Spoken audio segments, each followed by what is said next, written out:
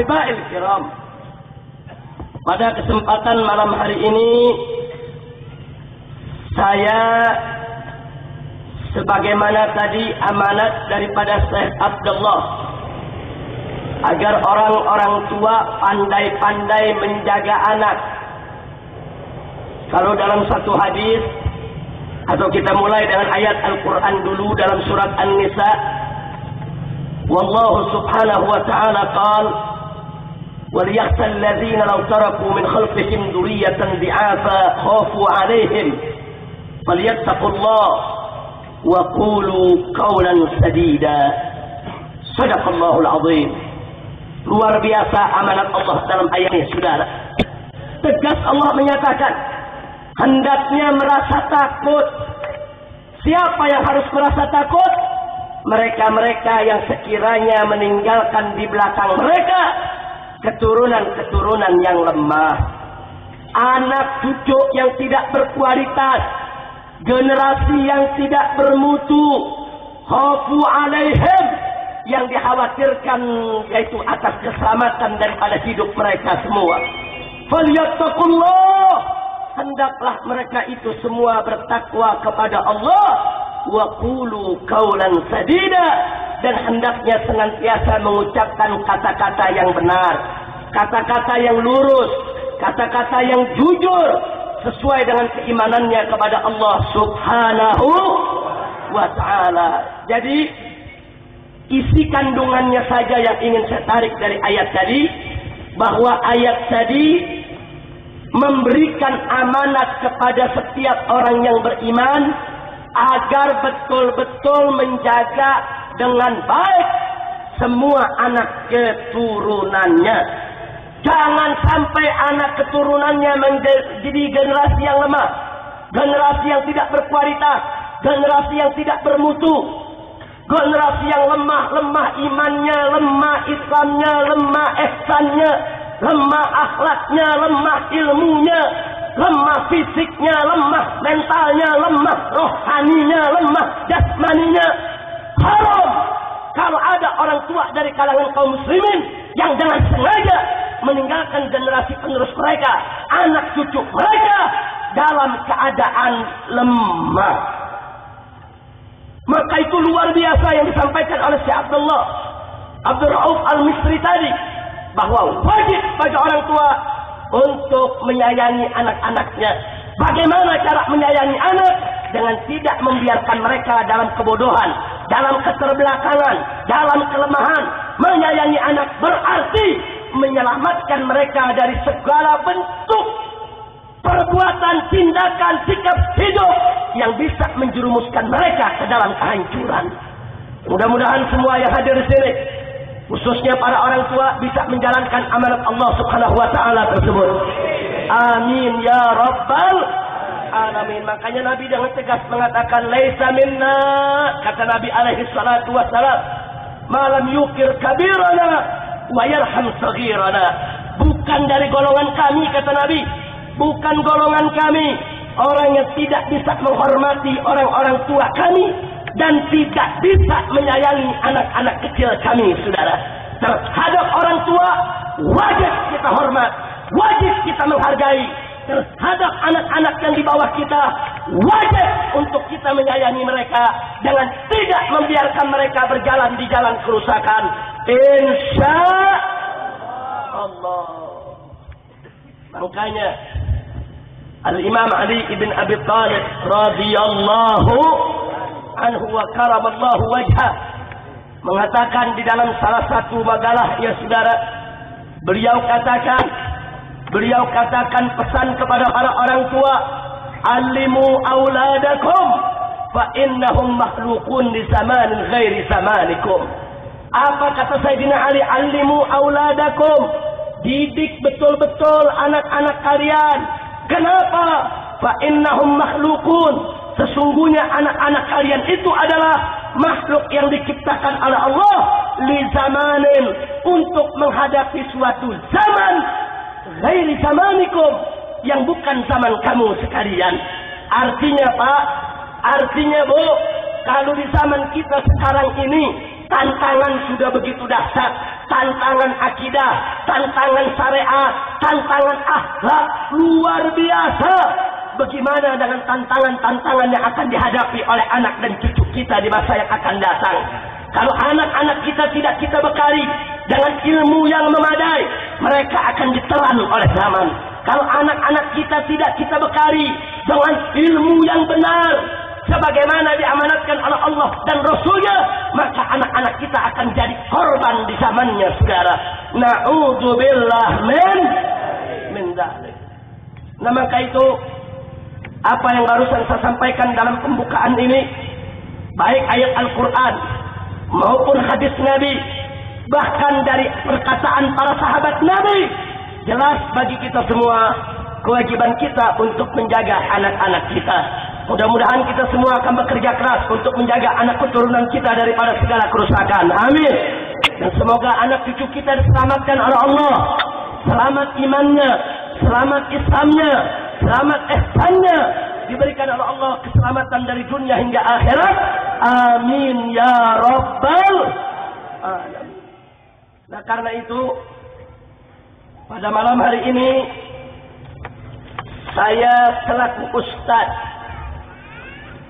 selaku guru agama, merasa berkewajiban untuk menyampaikan kepada anak-anak muda yang hadir di tempat ini, sebagai anak-anak saya sendiri yang saya cintai dan sayangi, yang saya tidak akan pernah biarkan mereka untuk tersesat jalan atau menjadi korban zaman. Maka itu saya ingin informasikan Pak, Bu, kalau barusan tadi dibawakan satu hadis oleh Syekh Abdullah Abdul Rauf Al-Misri, di mana Nabi mengatakan dengan tegas, beliau mengatakan dalam satu hadis, saya bawakan riwayat yang lain yang serupa dengan yang dibaca oleh Syekh kita tadi, di mana Nabi mengatakan, badiru bil a'malis salihah satakunu fitanan. Kata Nabi apa? Badiru bil a'malis salihah. Umat Islam, bersegeralah kamu untuk melakukan berbagai macam amal saleh. Kenapa? Satakunu fitan. Karena sebentar lagi akan datang zaman yang penuh dengan fitnah. Saking penuh fitnah, kaqita'il lailil muzlim, kata Nabi alaihi salatu wassalam, fitnah tersebut bagaikan bagian malam yang gelap gulita, saudara. Saking dahsyatnya fitnah, tantangan keimanan, godaan akidah yang siap merusak, merampok iman kaum muslimin. Fitnah itu begitu hebat, bagaikan malam yang gelap gulita, saudara. Kalau kita berada di malam yang gelap gulita tanpa sedikit pun cahaya, kita tidak bisa membedakan mana putih dan mana hitam. Bahkan kita tidak tahu mana jalan yang harus kita tempuh. Berapa banyak orang yang terjatuh dalam kegelapan, berapa banyak orang yang tersesat jalan di dalam kegelapan, berapa banyak orang yang tidak tahu harus apa yang dilakukannya dalam kegelapan, ibadah Allah. Kalau sudah begitu, kata Nabi, saudara, yusbihur rajulu mu'minan wa yumsi kafiran, wa yumsi mu'minan wa yusbihu kafiran. Akan terjadi seseorang di pagi hari dia masih mukmin, di malam hari, petang hari dia sudah kafir. Atau sebaliknya, ada yang di malam hari dia masih mukmin, begitu masuk pagi hari dia sudah kafir, saudara. Artinya apa? Nabi menginformasikan kepada kita, tantangan keimanan akan berlangsung selama 24 jam. Upaya-upaya merusak akidah, upaya-upaya menghancurkan iman akan berlangsung 24 jam. Mungkin hadis ini dulu di zaman Nabi, saudara, tidak dipahami secara meluas sebagaimana di zaman ini. Kenapa? Karena di zaman Nabi listrik belum ada, internet belum ada, televisi, koran, majalah belum ada. Mungkin orang akan berpikir, oh malam mukmin pagi kafir. Entah mimpi apa yang membuat dia jadi kafir, saudara. Tapi zaman sekarang terbukti malam mukmin pagi kafir, bukan mimpi yang membuatnya menjadi kafir. Tapi tantangan keimanan di rumah setiap orang Islam berlangsung selama 24 jam. Lewat acara-acara televisi yang berlangsung selama 24 jam. Acara-acara radio yang berlangsung selama 24 jam. Belum lagi internet yang dibuka dengan berbagai macam kerusakannya 24 jam masuk rumah setiap orang Islam, saudara. Belum barang cetakannya dan lain sebagainya. Ya, malam orang beriman, pagi dia bisa kafir. Kenapa? Karena sarana-sarana komunikasi teknologi informasi tersebut kalau sudah disalahgunakan, dia bisa menghancurkan iman siapa saja. Ibadallah. Sadaqan Nabi sallallahu alaihi wasallam. Betul, tepat yang sudah disampaikan oleh Nabi kita tercinta Sayyiduna Muhammad sallallahu alaihi wasallam. Jadi Nabi udah kasih tahu tuh Pak, Bu ya. Akan datang nanti satu zaman. Akan datang nanti satu zaman. Penuh fitnah, penuh tantangan, penuh godaan iman. Bagaikan malam yang gelap gulita. Saking gelapnya akan banyak orang yang tersesat. Malam beriman, pagi kafir, pagi beriman, sore kafir, saudara. Bahkan sampai-sampai Nabi mengatakan di zaman itu, fal mutamassiku bidinihi yauma idzin al-qabidi 'alal jamr. Kata Nabi alaihi salatu wassalam, dan orang yang berpegang teguh kepada agama di zaman yang penuh fitnah tersebut bagaikan menggenggam bara api, saudara. Bagaikan menggenggam bara api. Pak, Bu, kalau bara api kita genggam dengan tangan, tangan akan terbakar. Pedih, perih, sakit, terluka, saudara. Nabi sudah kasih tahu sejak 14 abad yang lalu. Akan datang zaman yang penuh fitnah. Kalau kita berpegang teguh kepada agama di zaman itu, saudara, bagaikan menggenggam bara api. Kita akan sakit, kita akan terluka, kita akan pedih, kita akan perih. Persis di zaman sekarang inilah sebagaimana yang diberitakan oleh Nabi semenjak 14 abad yang lalu, saudara. Coba lihat sekarang berapa banyak pejuang-pejuang Islam yang menyuarakan kebenaran, yang menyuarakan yang hak. Mereka difitnah, mereka dituduh, mereka dipenjarakan, mereka dibunuh karakternya. Tidak sampai di situ, saudara. Mereka dihancurkan semua segala bentuk perjuangan dakwahnya. Ya, sakit memang, terluka memang, menderita memang.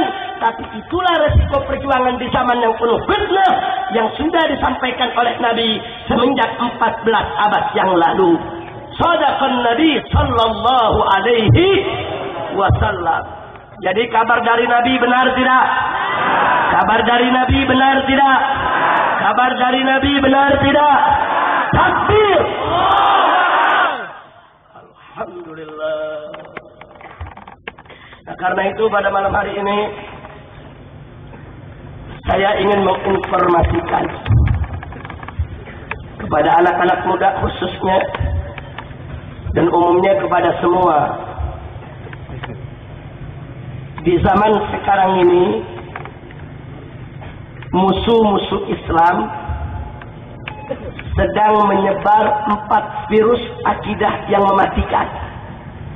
Bukan mematikan nyawa, mematikan iman. 4 virus. Yang masing-masing virus menimbulkan penyakit. Penyakit iman, penyakit akidah. Ada virus HIV. Penyakitnya namanya AIDS. AIDS itu nama penyakit. Nama virusnya HIV. Jadi ada nama virus, ada nama penyakit. Nah sekarang, mari sama-sama malam hari ini kita berkenalan dengan 4 macam virus akidah yang bisa mematikan iman kaum muslimin.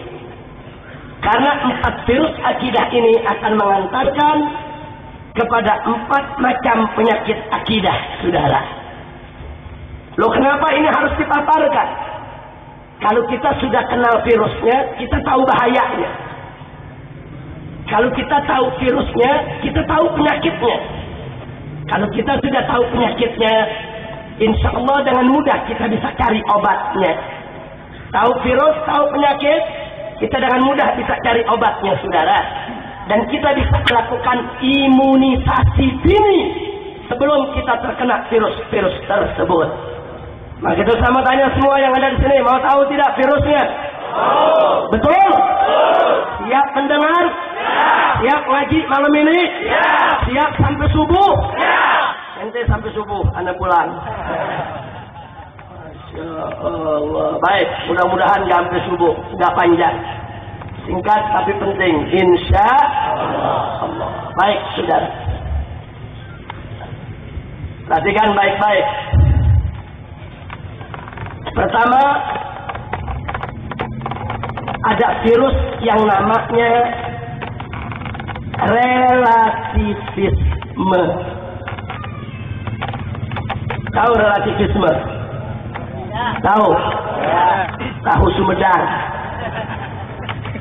Insya Allah. Nah, malam ini kita jelaskan biar masyarakat di daerah paham. Jadi kalau virus ini nanti dibawa sama orang kota dari Jakarta ke Banjar, orang Banjar tahu kalau itu adalah virus, saudara. Kalau orang Banjar tidak tahu itu virus, nanti kalau ada orang dari Jakarta bicara relativisme, orang Banjar telan terima. Nggak tahunya itu merupakan virus yang berbahaya, yang bisa mengantarkan kepada penyakit iman, bahkan bisa membunuh iman. Saya kenalkan dulu namanya. Yang pertama adalah namanya virus relativisme. Apa sih virus relativisme itu? Virus relativisme adalah suatu isme. Isme itu suatu keyakinan, suatu pemahaman yang meyakini bahwa sebenarnya tidak ada kebenaran yang mutlak. Tidak ada kebenaran mutlak. Itu namanya relativisme. Kalau ada orang mengatakan tidak ada kebenaran yang mutlak, dia sudah kena virus relativisme, saudara. Hati-hati. Kenapa? Sebab kalau dikatakan tidak ada kebenaran mutlak, berarti kebenaran agama juga tidak mutlak, saudara. Kalau kebenaran agama tidak mutlak, berarti agama mungkin salah, saudara. Termasuk agama Islam yang dibawa oleh Nabi kita Sayyiduna Muhammad sallallahu alaihi wasallam. Saudara, virus relativisme ini disebar di seluruh Indonesia lewat jurnal-jurnal liberal, lewat dosen-dosen liberal, lewat kampus-kampus perguruan tinggi Islam. Bukan perguruan tinggi umum, perguruan tinggi Islam. Mereka begitu bangga dengan teori relativisme yang menyatakan tidak ada kebenaran yang mutlak. Kalau orang sudah meyakini tidak ada kebenaran yang mutlak, berarti tidak ada agama yang mutlak benar. Tidak ada agama yang mutlak benar. Agama apapun pasti ada kemungkinan salah. Ini namanya virus relativisme. Kira-kira jelas tidak?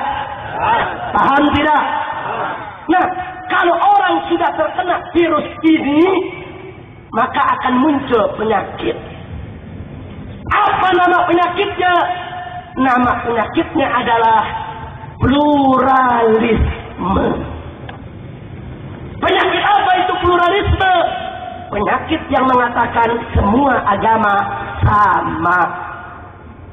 Kenapa semua agama sama? Karena agama Islam walaupun benar tetap mungkin salah.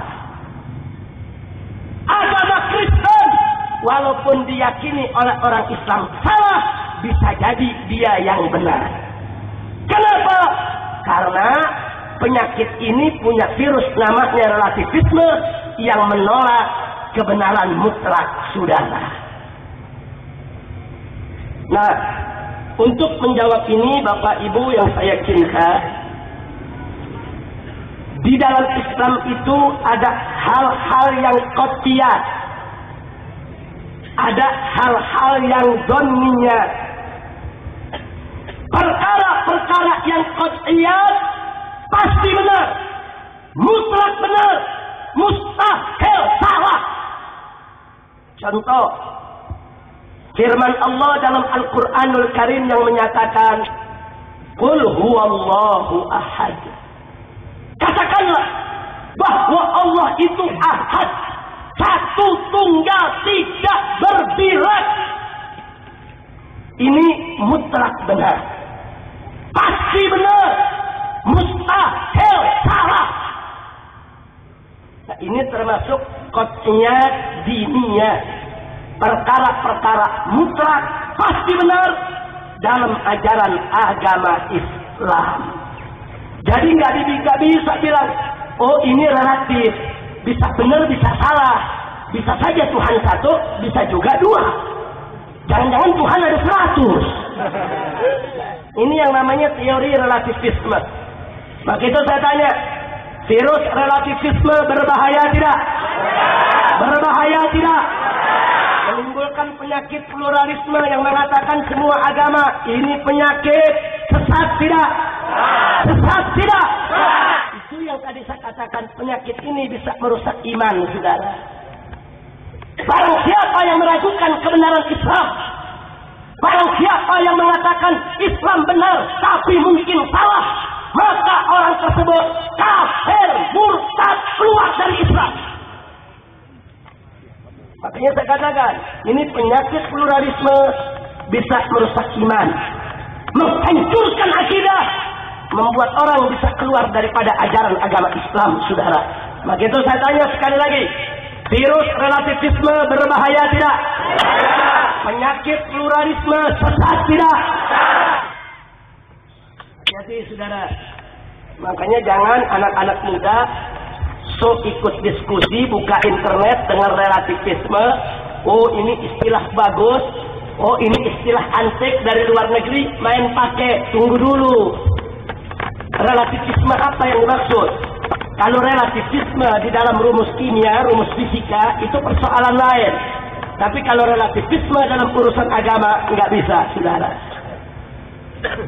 Di dalam ajaran Islam banyak persoalan-persoalan yang qat'iyah, yang qat'i, mutlak benar, pasti benar. Allah itu esa, pasti benar. Muhammad itu utusan Allah yang terakhir, pasti benar. Agama yang benar di sisi Allah hanya Islam, pasti benar. Itu namanya qat'iyah, nggak boleh kita tolak. Kira-kira jelas tidak? Allah menyatakan dengan tegas dalam Al-Quranul Karim, Inna dina indallahil Islam. Agama yang ada di sisi Allah adalah agama. Agama yang benar adalah agama.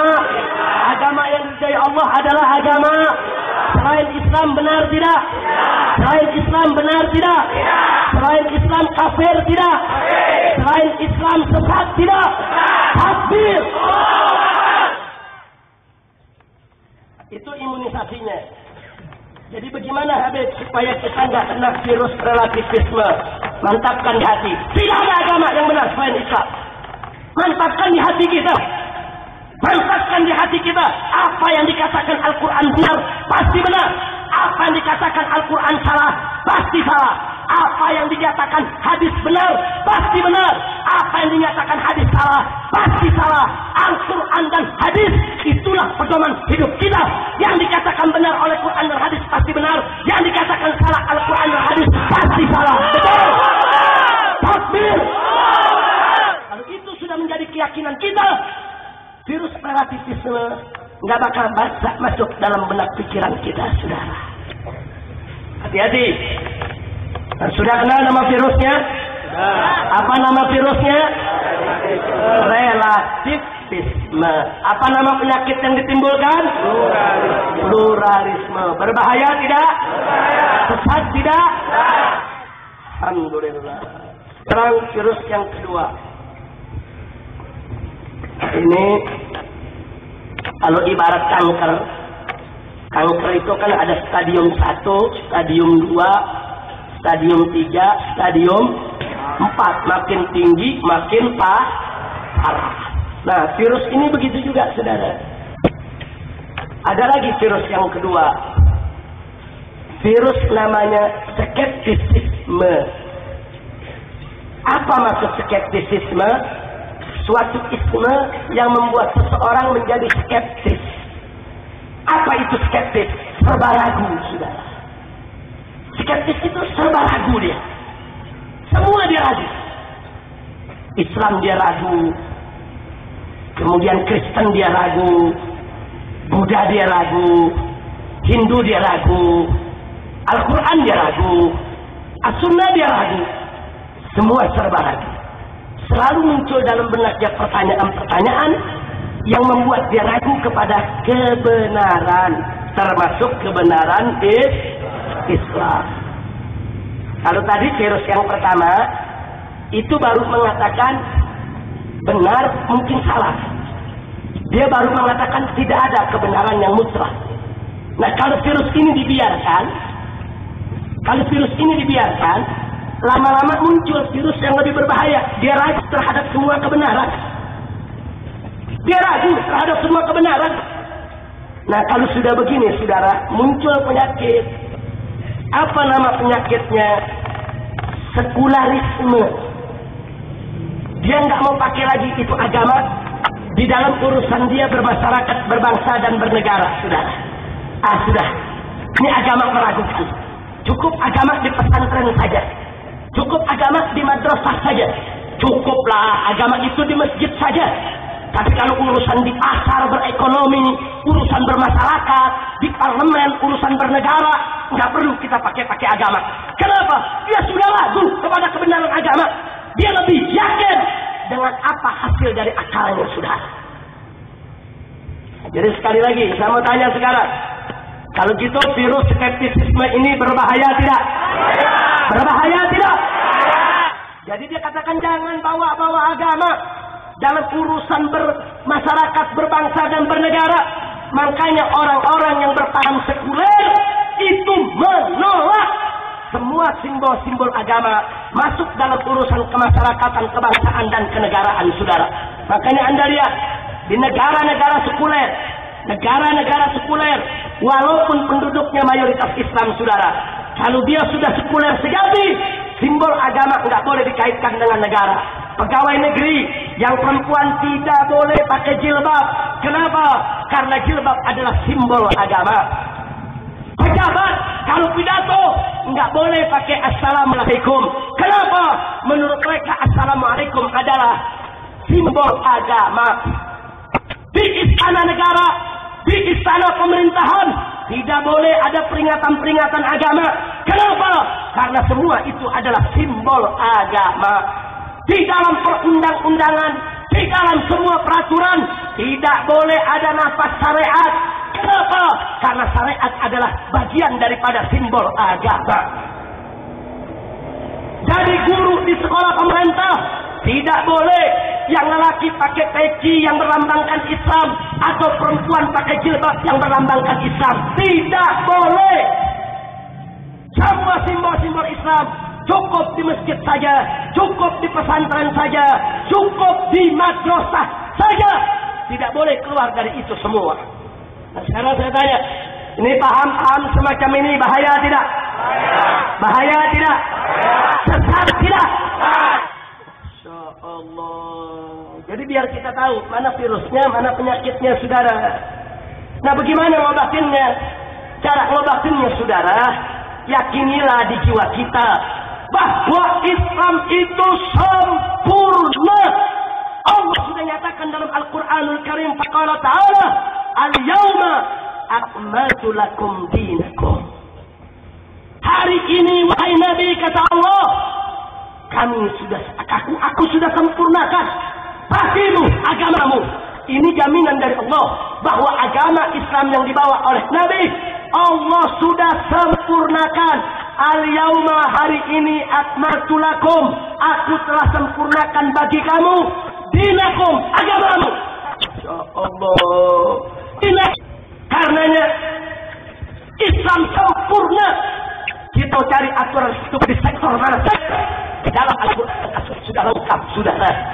Jangankan urusan negara, jangankan urusan ekonomi, jangankan urusan yang besar, mari urusan cebok aja saudara diatur Islam, saudara.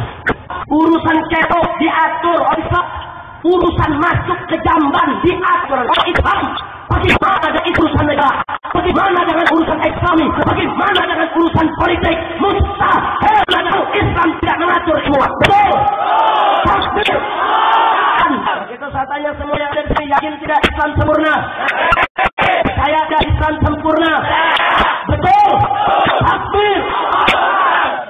Tanamkan itu dalam dada kita semenjak kecil, semenjak muda. Sehingga kalau ada virus skeptisisme yang mengajak kita untuk meragukan kebenaran Islam kita bisa membentengi diri. Kita bisa membentengi diri. Kira-kira jelas tidak? Ya, yang di tengah jangan bantuin saya ceramah. Saya bukan amatiran, saya udah lama jadi penceramah. Nah, kira-kira jelas tidak?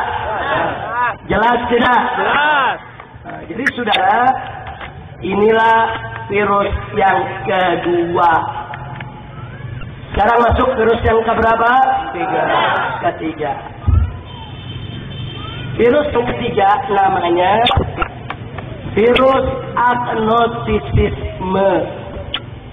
Ini semua pakai isme. Apa maksud virus agnostisisme? Kalau dalam bahasa Arab apa? Al-adriyah. Artinya apa, saudara? Artinya seseorang sudah punya pemahaman yang meyakini dia nggak tahu apa-apa soal agama.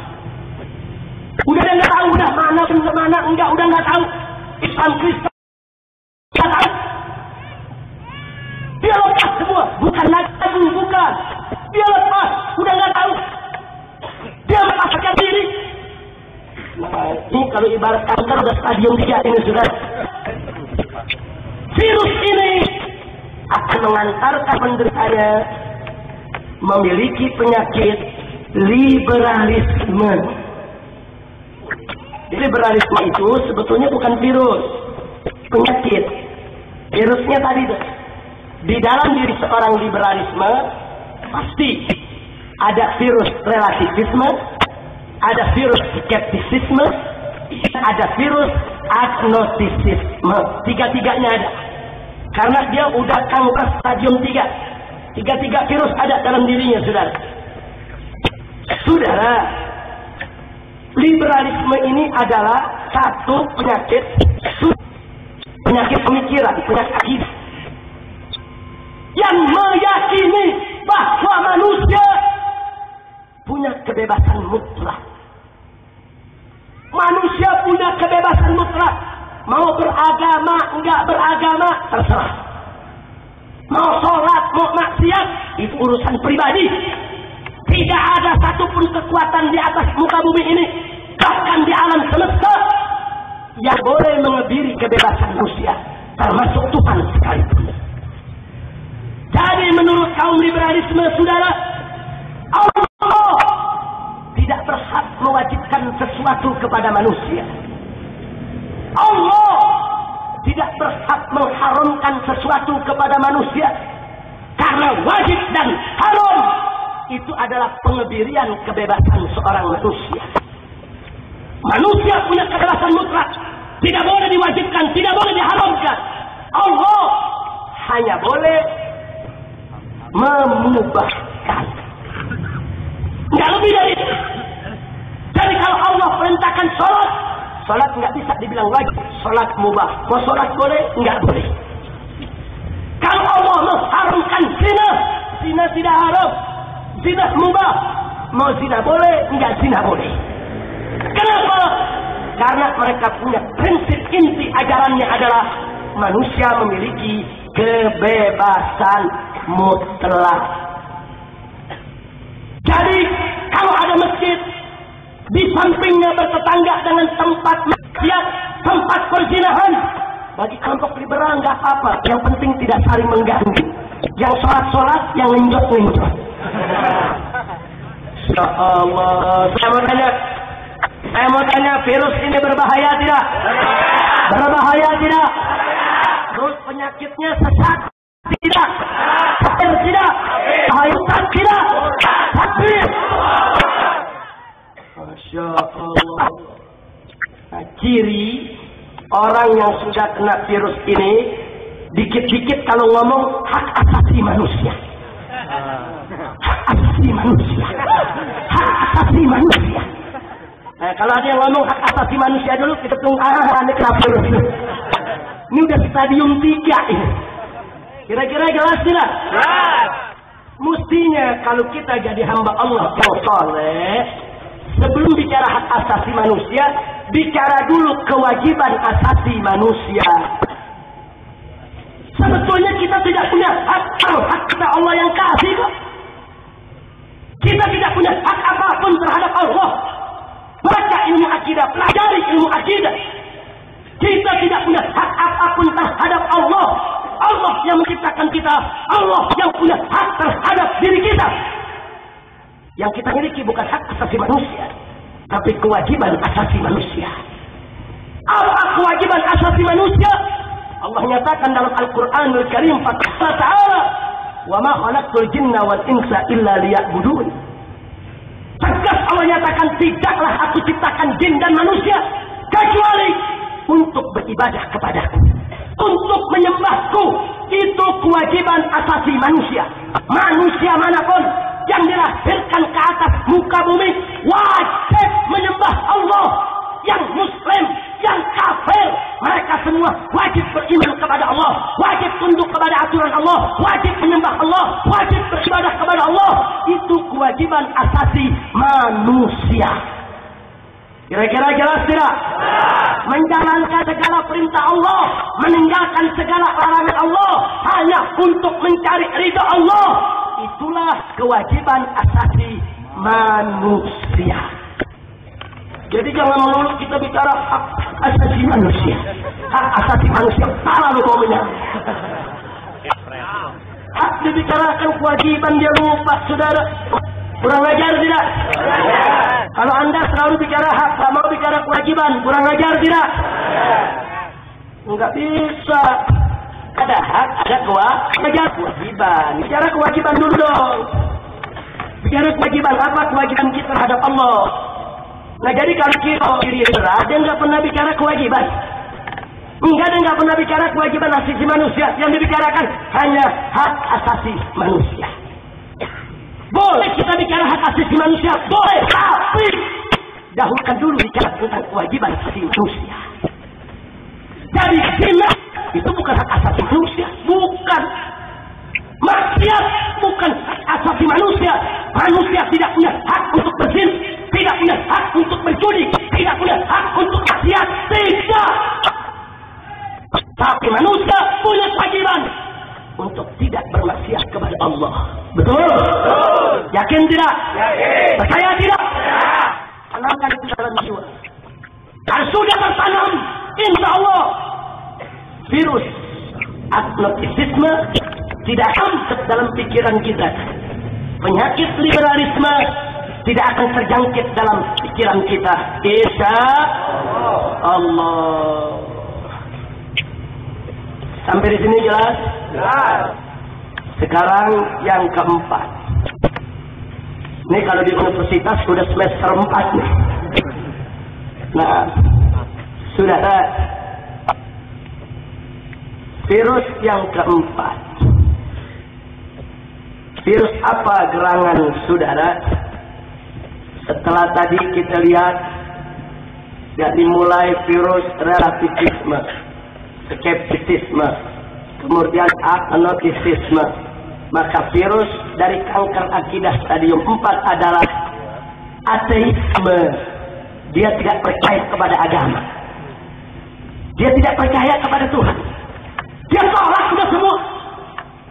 Awalnya dia mengatakan relativisme, tidak ada kebenaran yang mutlak. Kemudian naik, dia ragu dengan kebenaran. Itu yang disebut tadi skeptisisme. Setelah itu naik lagi saudara stadium, dia tidak tahu tentang kebenaran. bertahan tentang kebenaran. Dan akhirnya naik ke stadium 4. Dia tolak semua kebenaran. Dia tolak semua kebenaran. Dia tolak semua agama. Tidak ada agama yang benar. Tidak ada Tuhan. Tidak ada surga. Tidak ada neraka.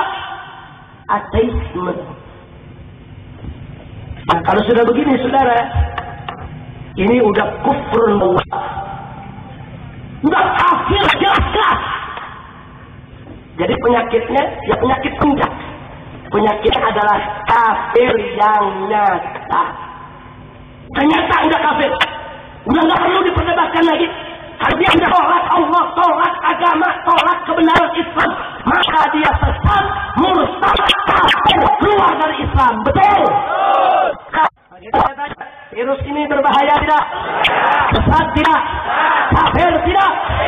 Jadi sebetulnya tidak, liberalisme tinggal selangkah lagi, saudara, untuk menjadi ateisme.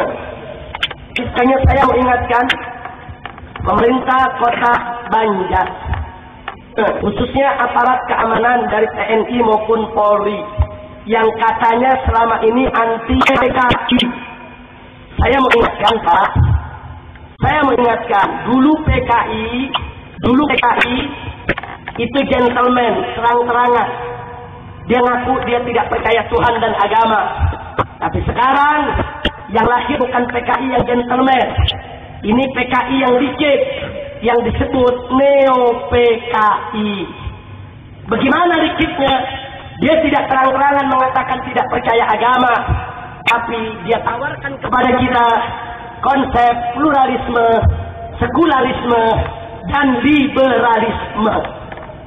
Nah, konsep ini diajarkan kepada masyarakat, supaya masyarakat ini kalau digabung atau kalau kita singkat, saudara, biasanya disebut sepilih: sekularisme, pluralisme, dan liberalisme. Nah, ini tiga virus ini, saudara, sengaja disebar ke masyarakat. Sebab kalau masyarakat sudah terima, masyarakat sudah welcome, maka besok menggelondongkan ateisme dengan mudah bisa diterima, saudara. Maka itu jangan kaget. Sekarang ini yang bela PKI adalah kelompok liberal yang menuntut TAP MPRS nomor 25 tahun 1966 tentang larangan ajaran Leninisme, Marxisme, dan komunisme adalah kaum liberal. Dengan alasan hak asasi manusia, dengan alasan kebebasan, mereka katakan PKI itu merupakan hak asasi manusia. Tidak sampai di situ. Bahkan sekarang ini, saudara, mereka membuat organisasi sebagai informasi untuk intel Polri maupun tentara yang ada di Banjar ini. Mereka sekarang buat organisasi, namanya adalah, saudara, Pakorba. Mereka buat DPC di seluruh Indonesia. Pakorba.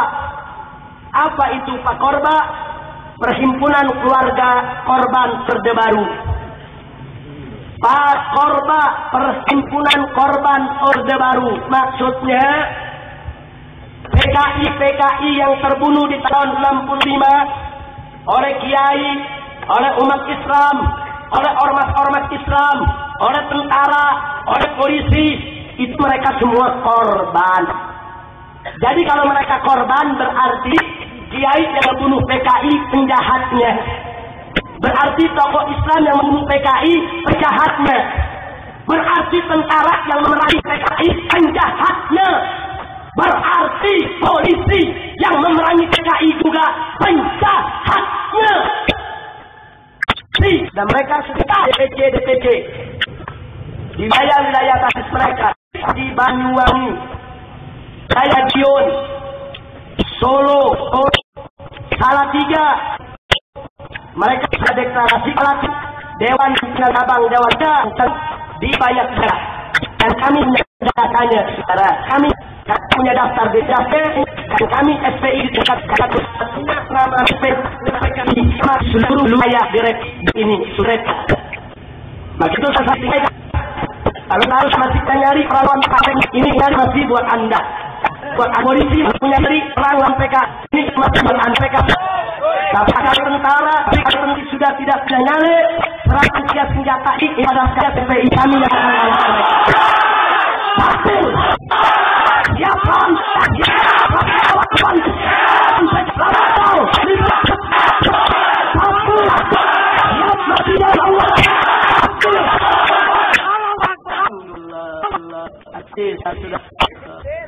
daerah Tangerang sudah kami untuk dipilih Pakorba daerah pengendara jauh dari sini. Maka itu saya ingatkan, ini bukan isapan jempol, ini musuh saudara. Kami punya data, kami punya bukti, punya. Nah makanya tadi saya katakan, dulu PKI terang-terangan menghina agama. Sekarang pura-pura jadi profesor, doktor, ilmuwan, peneliti, akademik. Apa dia katakan? Ini sekularisme, pluralisme, liberalisme, ini penelitian ilmiah. Ini merupakan bahasan akademik. Ini harus diseminarkan di mana-mana. Dan tujuan akhirnya, kalau seseorang sudah jadi liberal, selangkah lagi dia jadi ateis, saudara. Kalau seseorang sudah jadi liberal, selangkah lagi dia akan jadi komunis, saudara. Kalau orang sudah jadi liberal, sekurang-kurangnya dia sudah tidak keberatan kalau komunisme hidup kembali di Indonesia, saudara. Maka itu saya tanya, berbahaya tidak? Berbahaya tidak? Maka itu saya mau tanya semua, kalau Front Pembela Islam mendorong Tentara Nasional Indonesia dan Kepolisian Republik Indonesia untuk berperan aktif membasmi Neo PKI di mana saja berada, setuju tidak? Dukung tidak? Kalau tentara dan polisi mengerjakan itu, dukung tidak? Bela tidak? Siap bela tentara? Siap bela polisi untuk perang lawan PKI? Takbir! Takbir! Allahu Akbar! Alhamdulillah. Nah itu Pak Sirus, saudara, yang perlu saya sampaikan. Kadang-kadang orang sekarang nggak paham, ini arahnya kemana sih liberalisme? Ini liberalisme, ini neo PKI. Sekularisme, pluralisme, ini neo PKI. Cuma mereka belum berani menyatakan dirinya sebagai PKI. Oh, ada yang bilang, PKI kan sudah masa lalu. Ya, partainya sudah masa lalu, tapi pemikirannya tidak, saudara. Ya, partainya memang sudah dibubarkan, tapi ajarannya tidak, saudara. Ajaran dan pemikirannya terus berkembang. Bahkan ajaran PKI di sana. Ini neo PKI. Sekularisme, pluralisme, ini neo PKI. Cuma mereka belum berani menyatakan dirinya sebagai PKI. Oh, ada yang bilang, Habib, PKI kan sudah masa lalu. Ya, partainya sudah masa lalu, tapi pemikirannya tidak, saudara. Ya, partainya memang sudah dibubarkan, tapi ajarannya tidak, saudara. Ajaran dan pemikirannya terus berkembang. Bahkan ajaran PKI di zaman sekarang lebih canggih. Dikemas dalam bahasan-bahasan akademik, dikemas dalam penelitian-penelitian ilmiah, dikemas menjadi materi-materi yang diajarkan di perguruan-perguruan tinggi, saudara. Makanya jangan kaget kalau keluarga-keluarga PKI sekarang banyak yang sudah menjadi anggota DPR RI. Salah seorang dari mereka terus terang berani mengarang 2 buku. Apa dia karang, saudara? Yang pertama dia karang dengan judul Aku Bangga Jadi Anak PKI. Judul buku kedua dia tulis, saudara, Anak PKI Masuk Parlemen. Kenapa? Karena sekarang sudah tidak ada litsus lagi di DPR RI, saudara. Dulu ada litsus, penelitian khusus. Nggak boleh yang terlibat PKI duduk di DPR RI, saudara. Tapi semenjak reformasi kemarin, anak-anak keluarga PKI mengambil kesempatan dengan alasan reformasi, dengan alasan kebebasan. Mereka berhasil menghapuskan litsus di lembaga-lembaga tinggi negara, saudara. Jadi jangan kaget kalau sekarang PKI masuk ke eksekutif, masuk ke legislatif, masuk ke yudikatif. Kenapa? Karena kelalaian kita juga, saudara. Nasi sudah jadi bubur. Mereka sudah masuk kemana-mana. Ya, mereka tidak berhasil membatalkan TAP MPRS nomor 25 tahun 66. Tapi mereka berhasil, satu, menghapuskan litsus, saudara, di lembaga tinggi negara. Sehingga mereka bisa untuk menjadi pejabat tinggi negara atau menjadi anggota parlemen, saudara. Yang kedua, mereka juga sudah berhasil menghapuskan apa? Menghapuskan larangan pelajaran-pelajaran tentang PKI di perguruan tinggi. Karena sekarang undang-undang yang baru, saudara, menyatakan ajaran komunisme, Leninisme, Marxisme boleh diajarkan di perguruan-perguruan tinggi. yang nggak boleh di luar itu, saudara. Dengan alasan penelitian, dengan alasan pembahasan akademik. Sekarang pelajaran tentang komunisme sudah masuk ke perguruan tinggi. Legal, disahkan oleh negara. Masya Allah. Maka itu saya tanya, berbahaya tidak? Kalau gitu umat Islam wajib waspada tidak? Siap merapatkan barisan? Siap waspada? Betul. Jadi kalau ke depan mereka coba-coba ambil negara untuk mem-PKI-kan Indonesia, siap jihad tidak? Siap lawan tidak? Siap lawan liberalisme? Siap lawan sekularisme? Siap lawan pluralisme? Siap lawan ateisme? Siap lawan PKI? Siap mati di jalan Allah? Takbir! Takbir! Allahu Akbar! Alhamdulillah. Saya kasih contoh satu saja malam ini. Bagaimana kaum liberal mengobok-obok Al-Quran. Bagaimana kaum liberal mengobok-obok Al-Quran. Saya kasih contoh satu saja, saudara. Seorang profesor doktor menjadi pimpinan Dewan Pakar di Departemen Agama RI yang sekarang disebut Kementerian Agama, sekaligus menjadi guru besar, menjadi dosen di Universitas Islam Negeri Syarif Hidayatullah Jakarta. Dosen ini seorang perempuan, namanya Musdah Mulia. Di dalam salah satu wawancara di Jurnal Perempuan tahun 2007, di awal 2007, dia mengatakan bahwa homoseks dan lesbianisme itu hanya merupakan orientasi seksual biasa. Dia bukan penyakit, normal dan wajar, sehingga tidak boleh dilarang atau diharamkan. Karena pendapatnya yang berani tadi, terhitung nekat, maka di pertengahan tahun 2007 perempuan ini mendapat penghargaan dari Amerika Serikat sebagai perempuan paling berani di Asia Tenggara. Perempuan inilah yang membuat kontradraft kompilasi hukum Islam. Yang kemarin kompilasi hukum Islam tentang undang-undang perkawinan dia merubah sedemikian rupa. Salah satunya itu tadi, saudara, poligami haram, perkawinan sejenis boleh. Maksudnya perkawinan sejenis laki sama laki boleh kawin, perempuan sama perempuan boleh kawin. Karena dia mendefinisikan yang namanya nikah ialah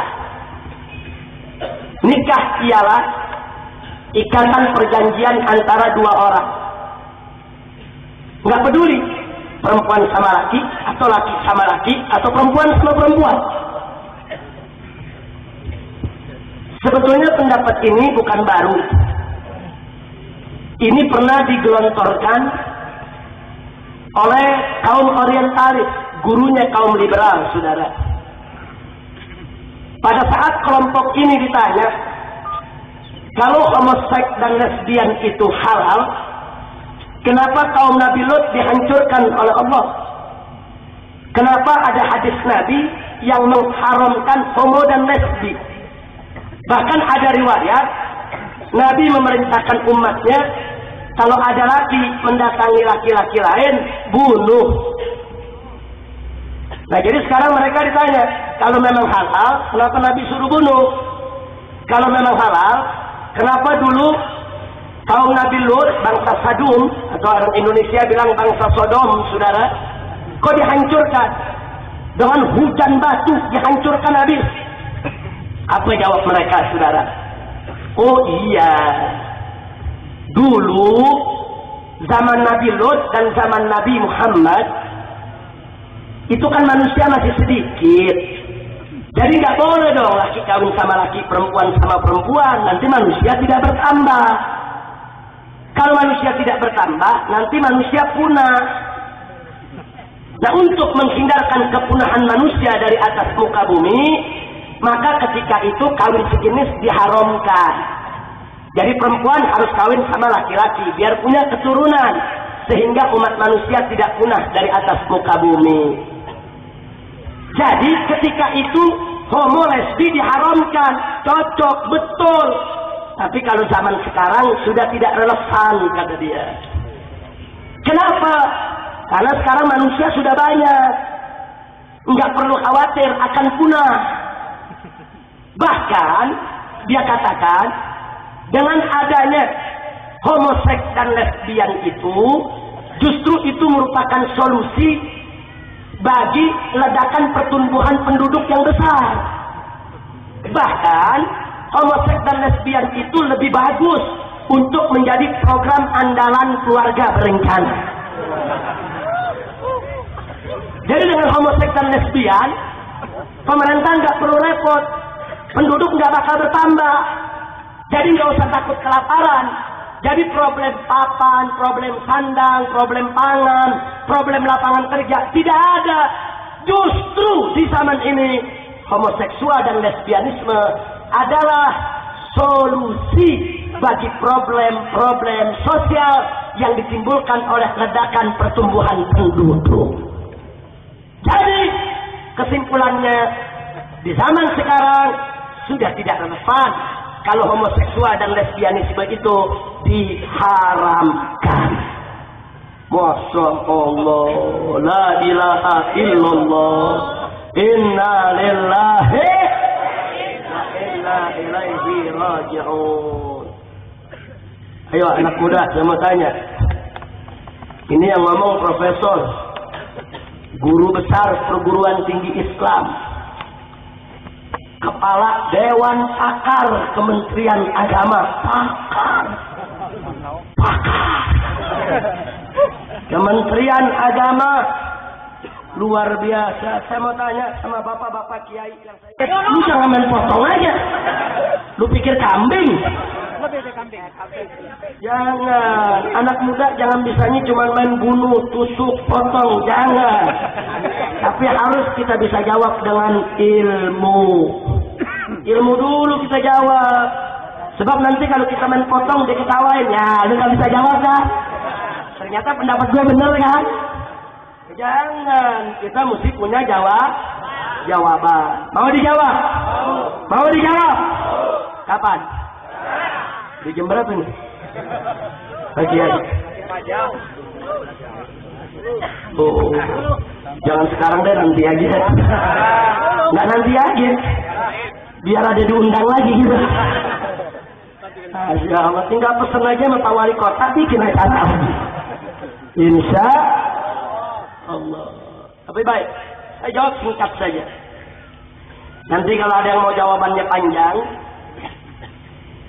jawaban ini sudah saya muat di tabloid Suara Islam. Tabloid Suara Islam yang dikeluarkan oleh Forum Umat Islam Pusat di Jakarta.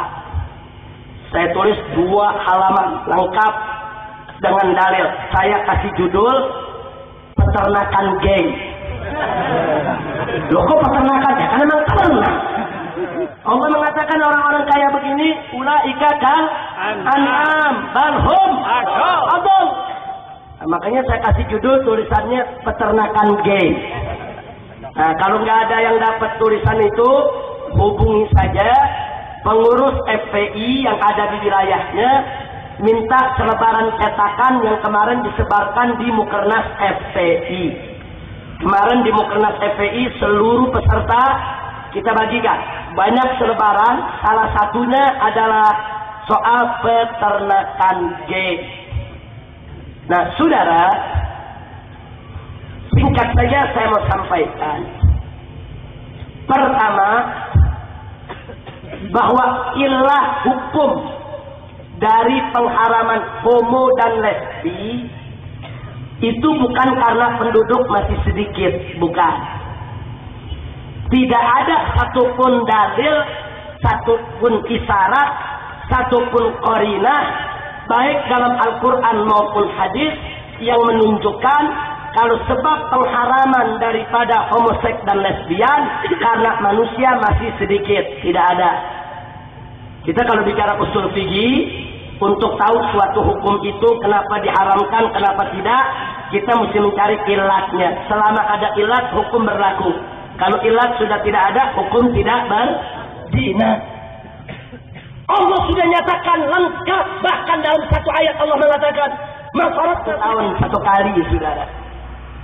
Kenapa? Karena dengan satu kali panen setahun cukup untuk memberikan makan jumlah manusia yang ada ketika itu, saudara. Tapi begitu manusia bertambah, makin banyak, Allah Maha tahu. Sekali panen tidak cukup untuk menghidupi manusia. Allah berikan lagi ilmu kepada manusia, saudara.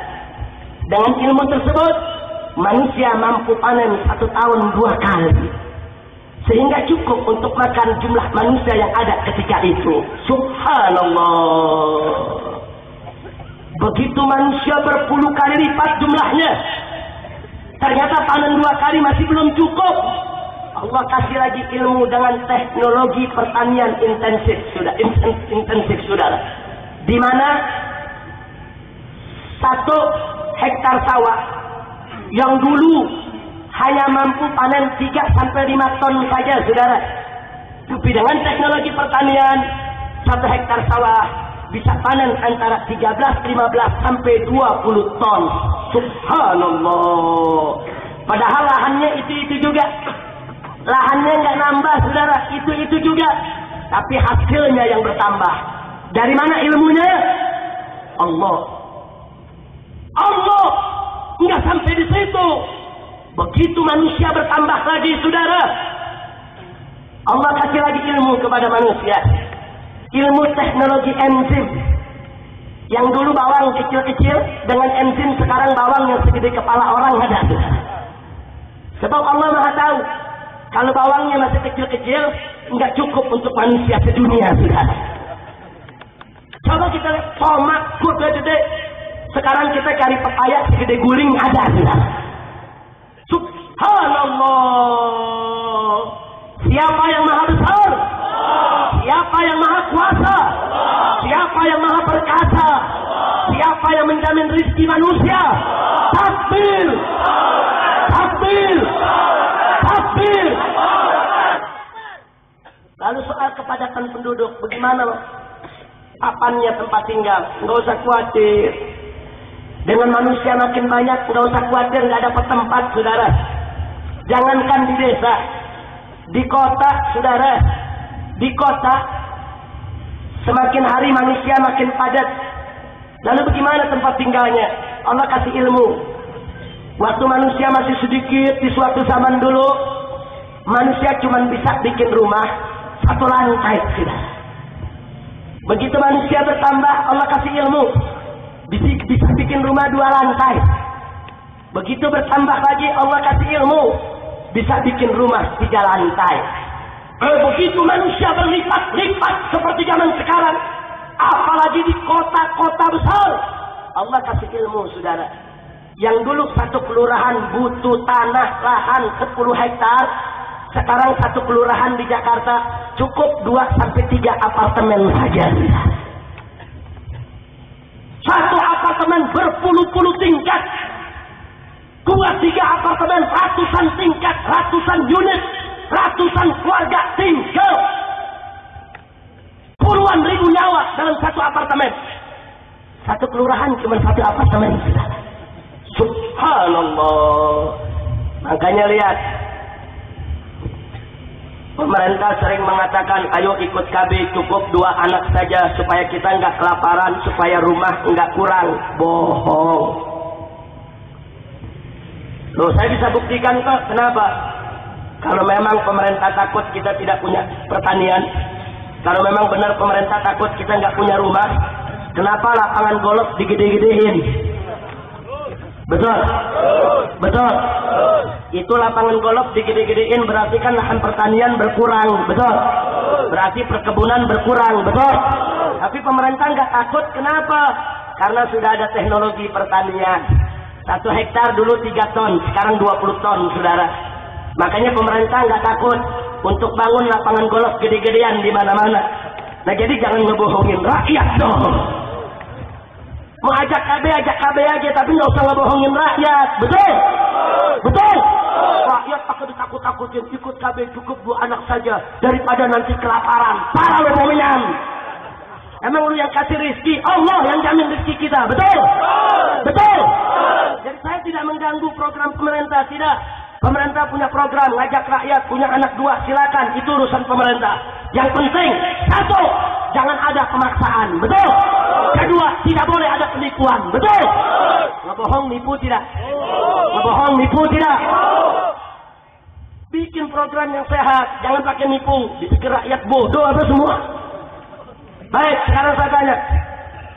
Kalau begitu, saudara, problem-problem sosial yang dimunculkan akibat ledakan pertumbuhan penduduk sudah disiapkan belum oleh Allah? Sudah belum? Apa perlu kita khawatir? Apa perlu kita takut? Takbir! Jadi kalau begitu, saudara, solusi untuk mengatasi problem ledakan penduduk, homo bukan? Lesbi bukan? Bukan. Cuman orang bodoh yang ngomong begitu, saudara. Homoseksual dan lesbianisme bisa menjadi program andalan keluarga berencana.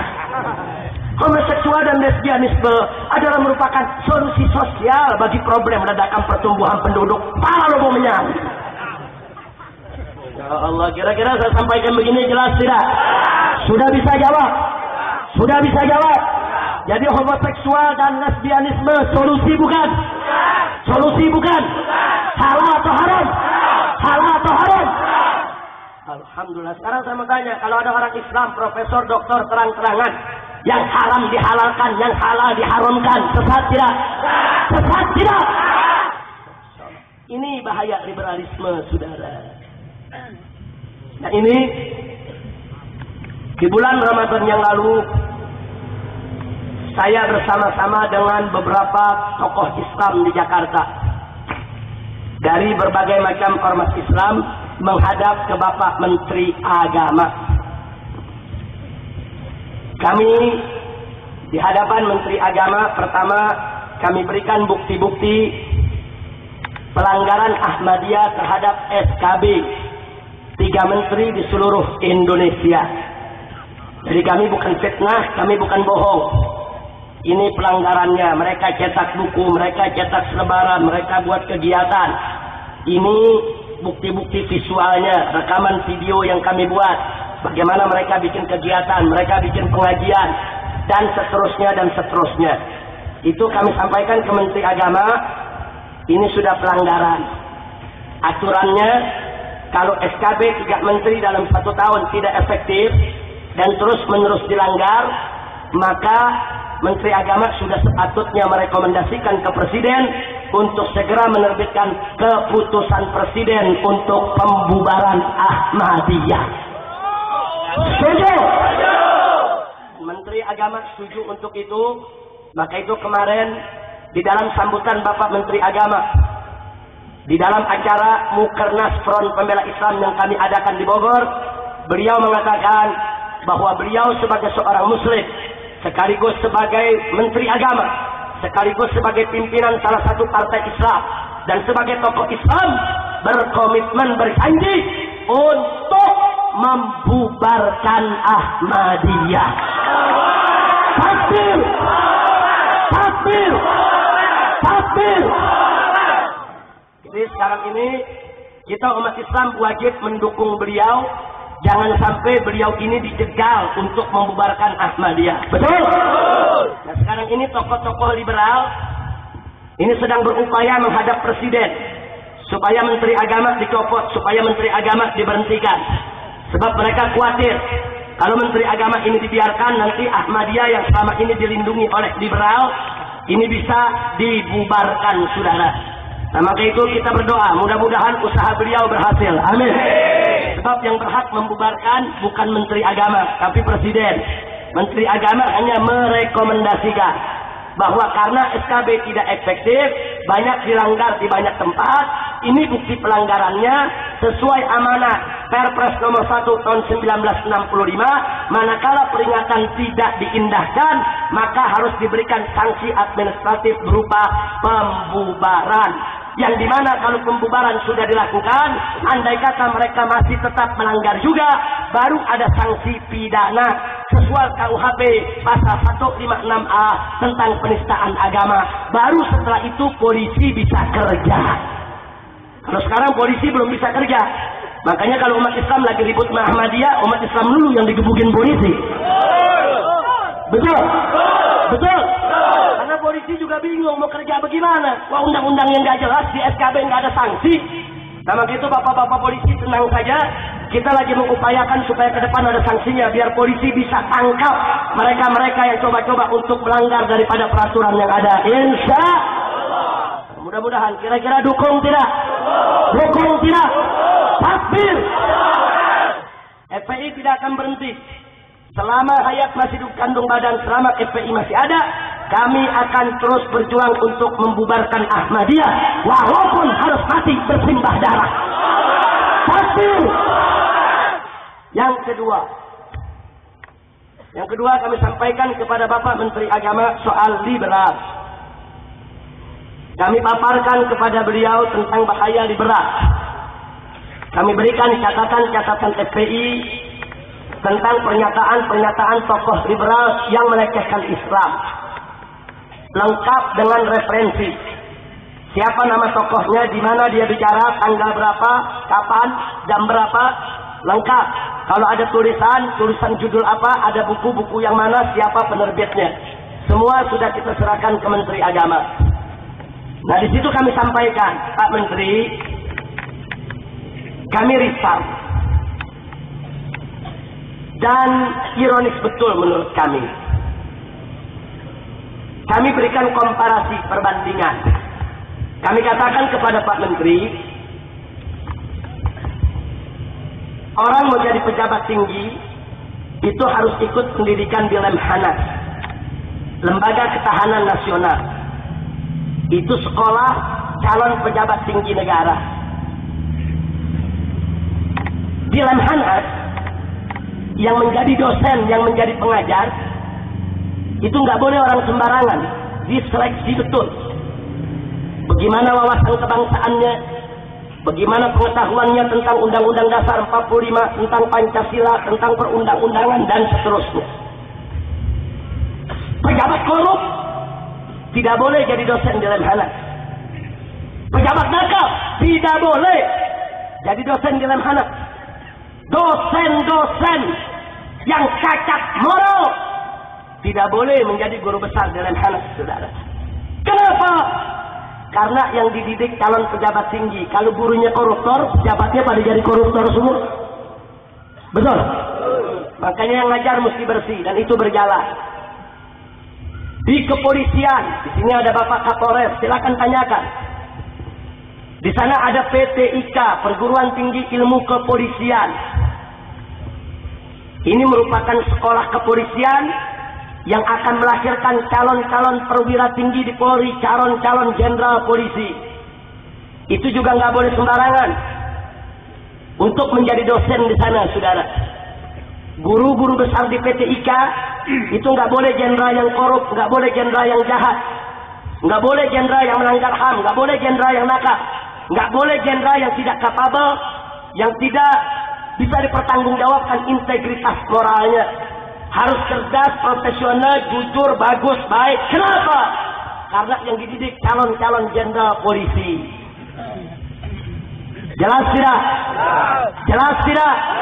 Jadi pemerintah betul-betul memproteksi, betul-betul menjaga supaya Lemhanas dan PTIK betul-betul menjadi wadah untuk melahirkan pejabat tinggi dan pemimpin-pemimpin masa depan yang tidak diajarkan oleh guru sembarangan, saudara. Nah, sekarang mari saya sampaikan ke Pak Menteri. Lalu bagaimana Pak Menteri tentang perguruan tinggi Islam negeri? Lemhanas, PTIK itu mencetak calon umaro. Universitas Islam Negeri IAIN itu mencetak calon ulama, calon cendekiawan Islam. Kalau di Lemhanas dosen sesat nggak boleh jadi guru. Di PT IKA, dosen korup nggak boleh jadi guru. Lalu bagaimana dengan Universitas Islam Negeri, saudara? Coba lihat, di Universitas Islam Negeri di mana-mana ada dosen yang menghalalkan homoseks, ada dosen yang menghalalkan lesbian, ada dosen yang mengatakan sholat 5 waktu tidak wajib, ada dosen yang mengatakan Al-Quran buatan Muhammad, ada dosen, saudara, yang meragukan kebenaran Islam, ada dosen yang mengajarkan, yaitu menyebarluaskan virus relativisme, skeptisisme, agnosisme. Ada dosen yang pluralisme, ada dosen yang liberalisme, ada dosen yang sekularisme. Nah, sekarang saya sampaikan kepada Pak Menteri, lalu bagaimana Pak Menteri? Kenapa kalau di Lemhanas, di PT IKA yang akan mencetak umaro, disterilkan, dijaga, dibersihkan, dipelihara, kenapa perguruan tinggi Islam Negeri kok yang akan mencetak ulama dibiarkan kotor, dibiarkan ada dosen-dosen sesat yang mengajar di sana? Maka itu kami minta kepada pemerintah melalui Bapak Menteri Agama, dosen-dosen sesat yang menghalalkan yang haram, mengharamkan yang halal, tidak boleh mengajar di universitas-universitas Islam Negeri. Betul? Setuju tidak? Setuju tidak? Takbir! Ini yang kami sedang perjuangkan, saudara. Makanya tadi di awal ceramah saya katakan, saya seorang guru, saya seorang dai, saya seorang ustaz. Anak-anak muda di mana-mana itu anak-anak saya. Nggak boleh saya biarkan mereka disesatkan. Tidak boleh saya biarkan mereka diberikan virus-virus yang merusak akidah. Tidak boleh saya biarkan mereka itu dibiarkan binasa dalam akidah, iman dan Islam. Betul? Wajib untuk kita selamatkan mereka. Kalau saya mau kupas di sini, saudara, terlalu banyak. Saya baru kasih contoh homoseksual dan lesbianisme. Di sana masih banyak contoh-contoh lain. Mereka katakan sholat 5 waktu tidak wajib. Mereka pakai dalil, saudara. Mereka katakan juga, saudara, mereka katakan tidak sampai di situ. Mereka katakan Al-Quran itu maknanya doang dari Allah. Itu yang susun Muhammad. Karena Muhammad itu nggak buta huruf, dia bisa tulis, dia bisa baca. Bahkan dia katakan Al-Quran itu hasil kong kali kong antara Muhammad dengan para sahabat. Saya tanya, sesat tidak? Mereka bicara begini bukan saya memfitnah mereka. Saya punya buku karangan mereka, saudara. Semua kita kumpulkan dan ini akan kita kirimkan ke Kementerian Agama, ke Kejaksaan Agung untuk dilarang beredar. Tapi sampai hari ini, saudara, ini proses masih berlangsung. Nah, maka itu saya mau tanya semua yang ada di sini sebelum saya akhiri ceramah. Perguruan tinggi Islam Negeri dibersihkan dari dosen-dosen liberal. Setuju tidak? Universitas Islam Negeri dibersihkan dari dosen-dosen sesat. Setuju tidak? Betul? Takbir! Dan kalau Front Pembela Islam terus berjuang untuk membersihkan itu semua, dukung tidak? Setuju tidak? Takbir! Alhamdulillah.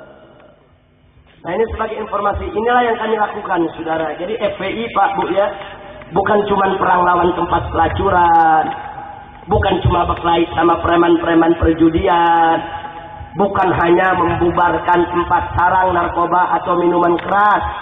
Lebih dari itu, kami sedang melakukan al-ghusbul fikri, perang pemikiran. Kami buat tulisan-tulisan, Anda bisa buka website FPI, di sana banyak tulisan yang Anda bisa baca, www.fpi.org.id. Anda bisa buka, di sana banyak tulisan-tulisan yang sengaja kami arahkan untuk menyerang pemikiran-pemikiran liberal, untuk membela pemikiran-pemikiran Islam yang benar. Alhamdulillah. Nah, jadi malam hari ini saya tidak mau bicara panjang lebar lagi. Saya hanya ingin perkenalkan virus tadi. Ada berapa virus tadi? Pertama, virus apa? Relativisme. Apa nama penyakitnya? Pluralisme. Kedua, virus apa? Skeptisisme. Menimbulkan penyakit apa? Sekularisme. Ketiga, virus apa? Agnostisisme. Menimbulkan penyakit apa? Liberalisme. Yang virus apa? Ateisme. Ini udah puncak. Kalau sudah jadi ateis, kafir. Na'udzubillah min dzalik. Kira-kira saya sampai kelas tidak? Paham tidak? Depan tolong waspada. Maka itu jangan jauh-jauh dari kiai-kiai. Jangan jauh-jauh dari pondok-pondok pesantren. Jangan jauh-jauh dari majelis-majelis taklim. Jangan jauh-jauh dari para ajangan kita, saudara. Alhamdulillah, pondok-pondok pesantren para kiai, pondok-pondok pesantren para ajangan, walaupun ada di pelosok-pelosok desa, walaupun hanya terbuat dari gubuk reot, tapi tidak ada yang mengatakan sholat 5 waktu tidak wajib. Betul? Tidak ada pesantren-pesantren salafiyah kita yang dipimpin oleh kiai dan para ajangan kita yang mengatakan homoseksual dan lesbianisme itu halal. Betul? Alhamdulillah. Berarti saudara, pondok-pondok pesantren di semua pelosok daerah itu masih merupakan benteng yang kokoh untuk mempertahankan akidah umat saudara. Nggak bisa ditandingi oleh universitas, nggak bisa ditandingi oleh perguruan tinggi yang sudah banyak kesusupan dosen-dosen yang sesat dan menyesatkan.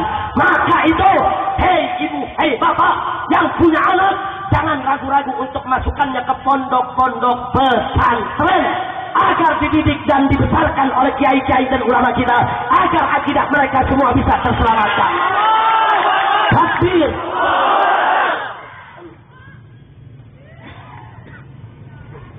Alhamdulillah. Bu, ibu,